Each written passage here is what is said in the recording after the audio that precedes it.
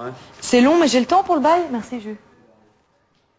Pardon, et dans un instant, vous retrouvez On en parle. Valérie Expert abordera le thème de l'orientation scolaire. Elle recevra également Martin Monestier, auteur d'un livre surprenant sur le crachat. D'abord, vous retrouvez la chronique éco et les sports. Des millions d'Américains seront devant leur télévision ce soir pour suivre le premier duel Bush-Kerry. 90 minutes de face à face sur la sécurité du pays, sur le terrorisme, le domaine de prédilection de George Bush.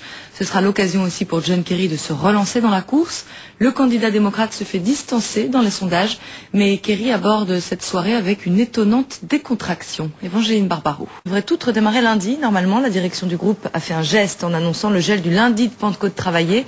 C'était l'une des revendications des salariés grévistes. La réunion de négociation a également prévu de fixer un calendrier sur la politique d'emploi du groupe. On fait le point avec Olivier Sibyl et David Bordier. Le sprint final dans les deux camps à une semaine du référendum, alors qu'un 6e sondage consécutif prédit toujours la victoire du non. Les chefs de file étaient en meeting un peu partout en France hier. Les deux patrons de l'UMP et du PS, engagés pour le oui, continuent de mobiliser les leurs avec des motivations et des bilans différents, comme nous le rapporte Nathalie Pellerin. Pour juste après cette présentation pour rejoindre Gleneagles où se tient le sommet du G8 en Écosse. Le maire de la capitale, Bertrand Delanoë, s'est exprimé, lui, dès le début de cette audition, avant de reprendre la parole à la fin de l'exposé. Et l'émotion était bel et bien palpable. Et il a promis des jeux populaires, solidaires et éthiques. Écoutez Bertrand Delanoë. On termine avec la mésaventure de Francis Joyon. Quelques heures après avoir battu le record de la traversée de l'Atlantique Nord à la voile en solitaire, le navigateur s'est endormi à la barre et s'est échoué sur les rochers de la pointe de Penmark, dans le sud Finistère. Son bateau se disloque peu à peu, mais il est indemne. La suite sur LCI, c'est On en parle avec Valérie Expert.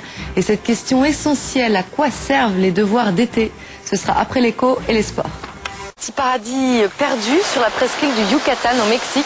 Alors ici, pas d'hôtel, juste des cabanes en bois comme celle qui se trouve juste derrière moi. Tout est fait pour préserver l'environnement naturel. Alors on va découvrir le luxe façon Maya. La civilisation Maya fait partie intégrante de la culture du Mexique et Tulum, c'est l'un des plus anciens sites. Certains temples datent de 3000 avant Jésus-Christ et ils sont situés, vous le voyez, à flanc de falaise sur les lagons turquoises du Quintana Roo. On est dans un pays dont on parle beaucoup en ce moment en France, c'est la Turquie, Istanbul, la seule ville qui possède 2 pieds dans 2 continents. On est justement sur le Bosphore, entre Orient et Occident, et on va voir comment vivent les Stambouliotes.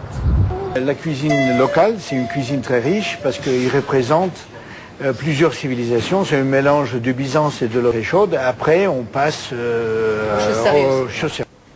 À la santé, chez LFA. Pour digérer, offrez-vous